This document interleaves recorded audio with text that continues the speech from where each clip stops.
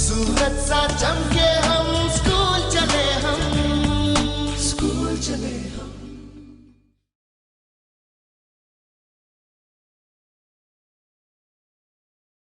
Dear students, आज हम कक्षा 10वीं में दो कोणों से संबंधित सवालों को हल करेंगे। आपने देखा होगा कि त्रिकोणमिति में जो एक कोण वाले सवाल रहते हैं वो तो हम बहुत आसानी से समझ जाते हैं, लेकिन जहाँ दो कोण आ जाते हैं तो वो सवाल भी थोड़ा सा बड़ा हो जाता है और हमें उसे हल करने में थोड़ी दिक्कत भी आती है। तो मैं आज आपको दो कोण से संबंधित सवाल हल करवाऊँगा। उसके पहले बच्चों को अधिकतर ये त्रिकोणमिति सारणी बनाने में भी दिक्कत आती है, तो मैं सबसे पहले आज आपको त्रिकोणमिति सारणी जिसमें 0 डिग्री से लेकर 90 डिग्री तक के मान होते हैं को अत्यंत सरल तरीके से बताऊंगा, जिसे आप भविष्य में कभी नहीं भूलेंगे।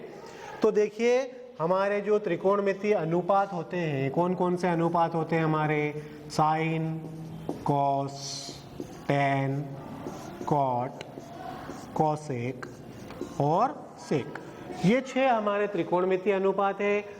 और हमारी जो टेबल हमें बनानी है, वो टेबल जो हमारे त्रिकोणमिति में काम में आती है, उसमें कौन कौन से डिग्रियां रहती है ये तो आपको अच्छी तरीके से पता है। कौन कौन सी डिग्रियां रहती है इसमें जिसका हमें मान बताना है, या वो जो हमारे सवाल में काम में आएगी, ऐसी डिग्रियां हैं। 0 डिग्री है, 30 डिग्री है, 45 डिग्री है, 45, 60 डिग्री है और 90 डिग्री है। ओके, तो ये टेबल हमें कंप्लीट बनानी है। मैं आज आपको बहुत ही सरल तरीका बताऊंगा जिससे आप इस टेबल को आसानी से बना लेंगे। देखिए, हमारी टेबल कहाँ से चालू हो रही है, डिग्री कहाँ से है? ये 0 से। 0 से आप गिनती लिखिए, 0, 1, 2, 3, 4। ठीक है, 0, 1, 2, 3, 4। 4 पे ये खत्म हो गया। कहाँ पर खत्म हो रहा है ये? 4 पे। आप क्या करिए कि इसमें सभी में 4 का भाग दे दीजिए। सबसे पहले क्या करना है हमें? इसमें 4 का भाग दे दिया। ओके, और फिर हमें इसका वर्गमूल लेना है सभी का। क्या करना है? सभी का वर्गमूल लेना है। देखिए, एक बार मैं आपको फिर से प्रोसेस बता देता हूँ। सबसे पहले हमें क्या करना है? 0 से स्टार्ट हो रहा है तो 0 से हमें गिनती लिखना है। 0, 1, 2, 3, 4। ठीक है, उसके बाद हमें यहाँ लास्ट में जो संख्या है 4, उससे भाग दे दीजिए आप। 0/4, 1/4, 2/4, 3/4, 4/4। ठीक है, अब पहली संख्या क्या है हमारी? 0/4। अब ये तो कटने से रही 0/4, ये संख्या कटेगी नहीं। 0/4 है मतलब वो 0 ही है, तो ये हमारा पहला मान क्या आ गया? 0। चलिए, साइन 0 का मान क्या है? 0। ठीक है, अगली संख्या क्या है हमारी? रूट में 1/4। हम इसका वर्गमूल ले लेते हैं 1/4, तो 1 का वर्गमूल हमारा 1 और 4 का वर्गमूल हमारा क्या हो जाएगा? 2। यानी हमारा आंसर क्या आ जाएगा? 1/2। ठीक है, अब देखिए, इसको देखिए आप ध्यान से, 2/4। अब अभी तक संख्या कट नहीं रही थी, अब इसको हम काट सकते हैं। 2 एकम 2, 2 दूनी 4, यानी क्या आ गया हमारा रूट में? 1/2।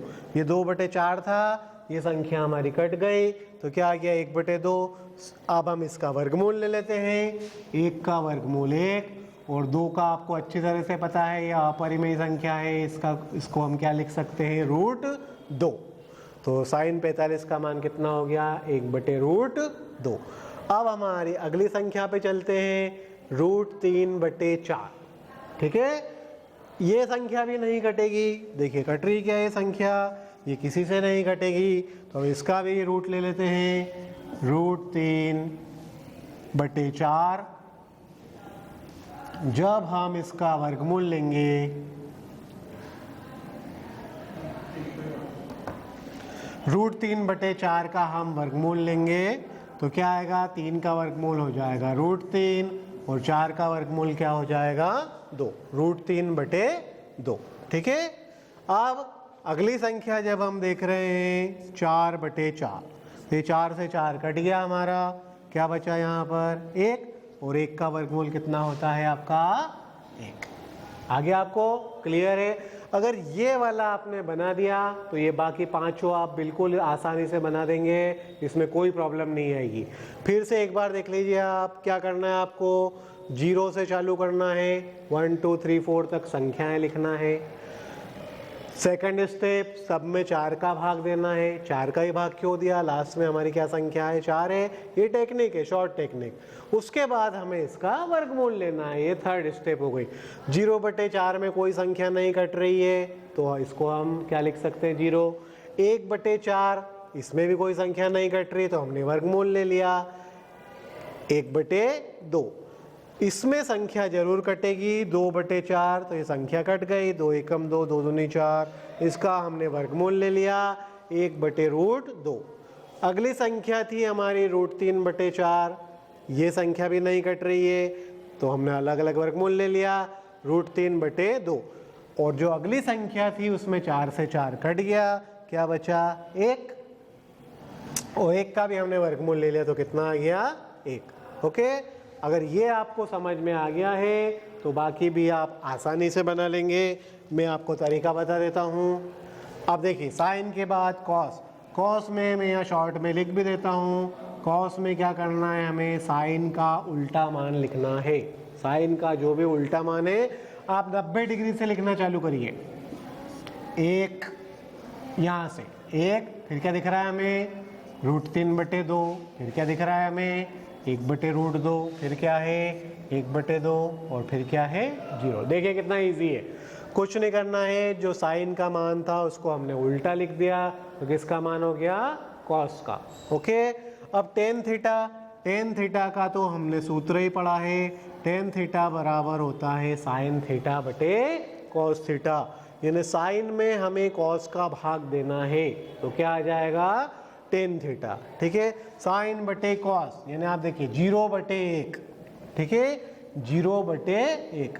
अब ये दो चीजें आप जरूर ध्यान रखिएगा, 0/1 और 1/0।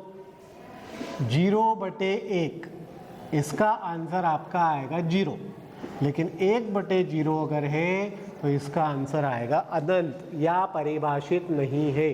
ठीक है, जिसे इंग्लिश में इन्फिनिटिव कहा जाता है। ठीक है, तो 0/1 कितना आएगा, 0। जब हम इसमें इसका भाग देंगे तो क्या होगा, ये 2 से 2 ये कट जाएगा और क्या बचेगा, 1/√3।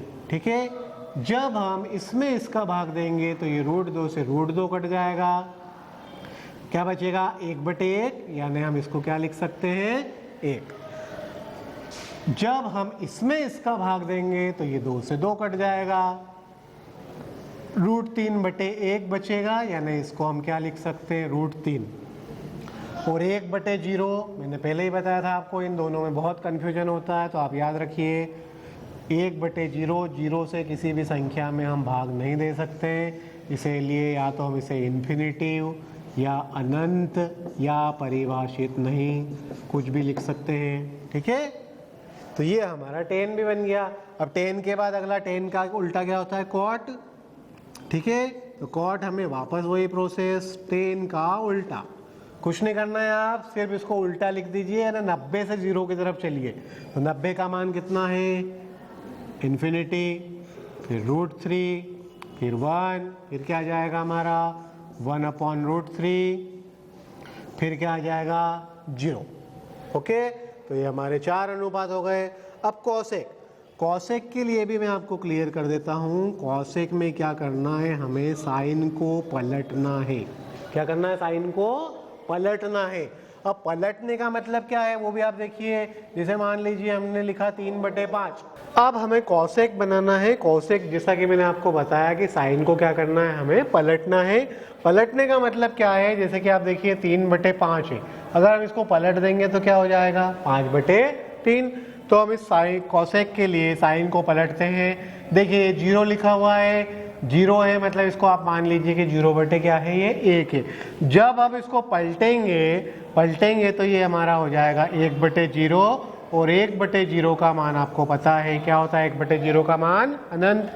इस 1/2 को हम पलटते हैं तो क्या हो जाएगा, ये 2/1 यानी 2।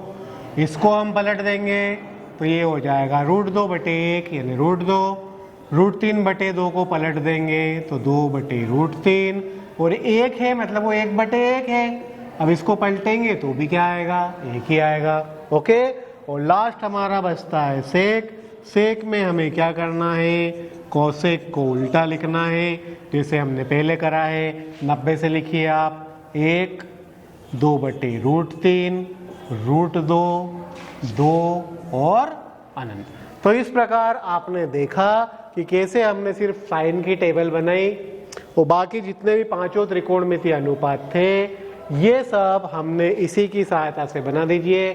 आपको क्रम यही याद रखना है, sine cos tan, cot, cosec और सेक, यानी जो 90 माइनस थीटा के हमारे होते हैं, sine 90 minus theta, cos theta, tan 90 minus theta, cot theta, cosec 90 minus theta, sec theta. तो आप यही क्रम याद रखिए, और एक छोड़कर एक को उल्टा लिखना है। जैसे साइन के बाद कॉस को उल्टा लिखा, टेन के बाद कॉट को उल्टा लिखा, कॉसेक के बाद सेक को उल्टा लिखा।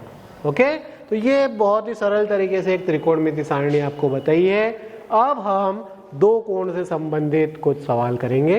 त्रिकोणमितीय सारणी के बाद अब हम दो कोण वाला एक सवाल हल करते हैं। जैसा कि आप बोर्ड पर देख रहे हैं, प्रश्न लिखा हुआ है, एक समतल जमीन पर खड़ी मीनार की छाया उस स्थिति में 40 मीटर अधिक लंबी हो जाती है जबकि सूर्य का उन्नतांश कोण यानी कि उन्नयन कोण 60 डिग्री से घटकर 30 डिग्री हो जाता है, तो मीनार की ऊंचाई ज्ञात करो। ओके, अब ये दो कोण, तो देखिए इसमें एक कोण आपको 60 डिग्री का दिख रहा है और एक कोण कितने डिग्री का दिख रहा है, हमें 30 डिग्री का, इसलिए इसे दो कोण आधारित सवाल कहा गया है। अब इसका चित्र देखिए कैसे बनाया गया है।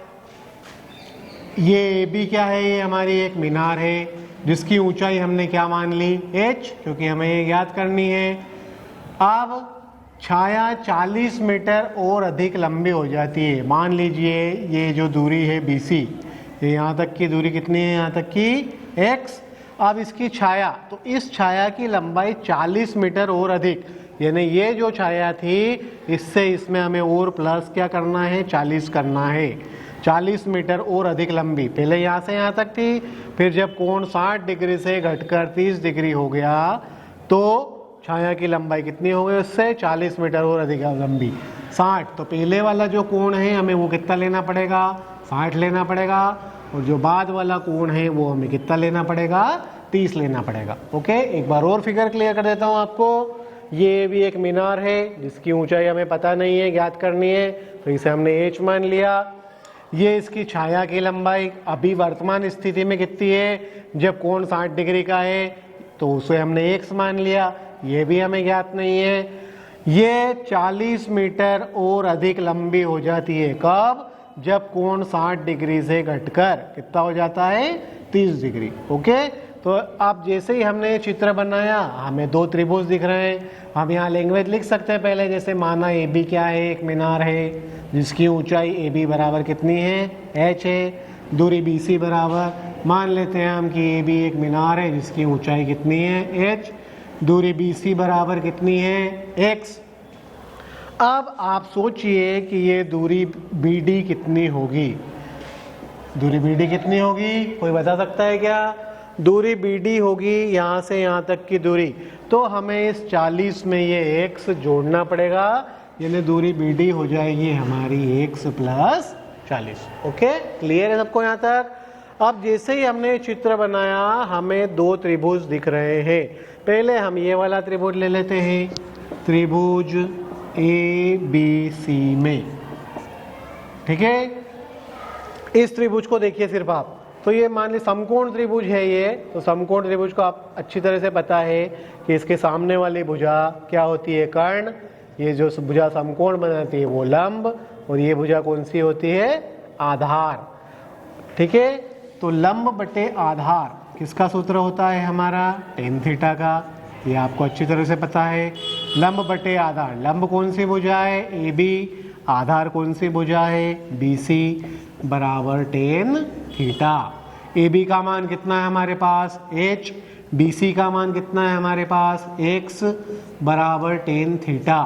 थीटा यानी कि कोण, कितने डिग्री का कोण है हमारे पास, 60 डिग्री का। h बटे x बराबर tan 60 डिग्री, tan 60 डिग्री का मान कितना होता है, अभी हमने टेबल बनाई, tan 60 डिग्री का मान होता है √3, h/x बराबर √3, या चाहे तो हम आगे इसको इस प्रकार भी लिख सकते हैं, h बराबर इस x का √3 में गुणा हो जाएगा, यानी कि x √3। ठीक है, अब हम दूसरा त्रिभुज लेते हैं। दूसरा त्रिभुज कौन सा हो जाए, ये त्रिभुज तो हम ले चुके हैं, तो अब हमारे पास कौन सा त्रिभुज बचा है, बड़ा त्रिभुज। बड़ा त्रिभुज कौन सा है हमारे पास, बड़ा त्रिभुज है हमारे पास त्रिभुज ABD में। ठीक है, ABD, इसमें भी वही हमें लंब दिख रहा है, या कर्ण में तो कुछ है ही नहीं, लंब बटे आधार। लंब बटे आधार किसका सूत्र होता है, tan थीटा का।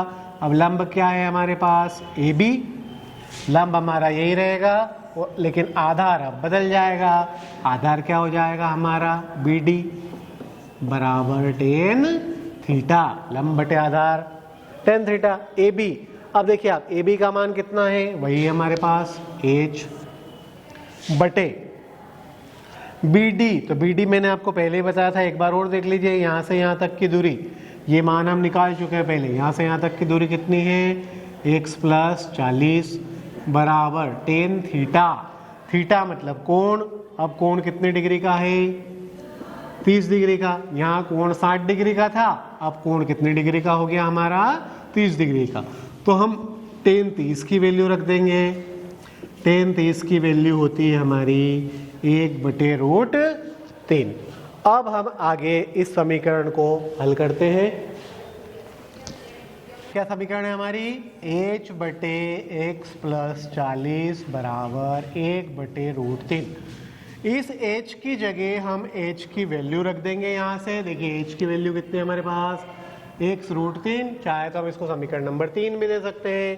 तो h की जगह आप रख दीजिए x√3, और बटे में क्या चल रहा है, x + 40 बराबर 1/√3।